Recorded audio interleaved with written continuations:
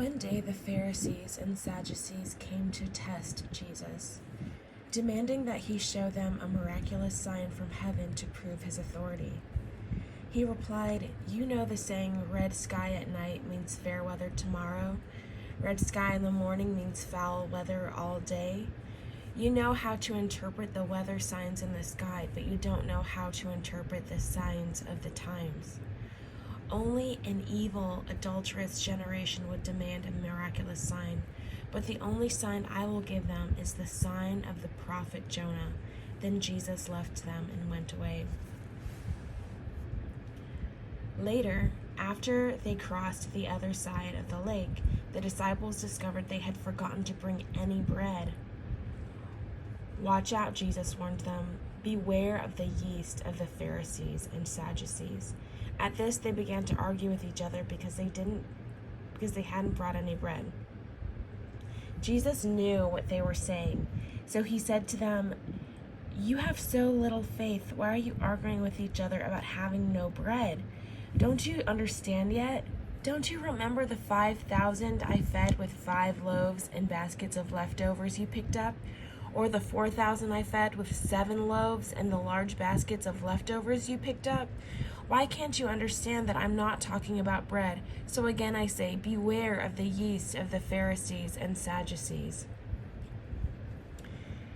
Then at last they understood that he wasn't speaking about yeast in the bread, but about the deceptive teaching of the Pharisees and the Sadducees. When Jesus came to the region of Caesarea Philippi, he asked his disciples, "Who do people say that the Son of Man is?" Well, they replied, "Some say John the Baptist, some say Elijah, and others say Jeremiah or one of the other prophets." Then he asked them, "But who do you say that I am?" Simon Peter answered, "You are the Messiah, the Son of the living God." Jesus replied, "You are blessed, Simon, son of John, because my Father in heaven has revealed this to you. You did not learn this from any human being. Now I say to you that you are Peter, which means rock, and upon this rock I will build my church, and all the powers of hell will not conquer it. And I will give you the keys of the kingdom of heaven. Whatever you forbid on earth will be forbidden in heaven, and whatever you permit on earth will be permitted in heaven."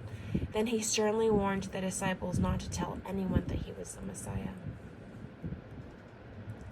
From then on, Jesus began to tell his disciples plainly that it was necessary for him to go to Jerusalem, and that he would suffer many terrible things at the hands of the elders, the leading priests, and the teachers of religious law. He would be killed, but on the 3rd day he would be raised from the dead.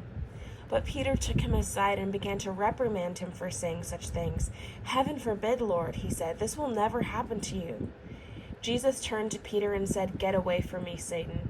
You are a dangerous trap to me. You are seeing things merely from a human point of view, not from God's." Then Jesus said to his disciples, If any of you wants to be my follower, you must give up your own way, take up your cross, and follow me.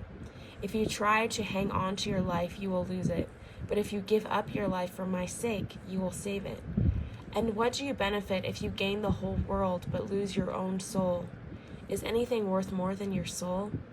For the Son of Man will come with his angels in the glory of his Father, and will judge all people according to their deeds.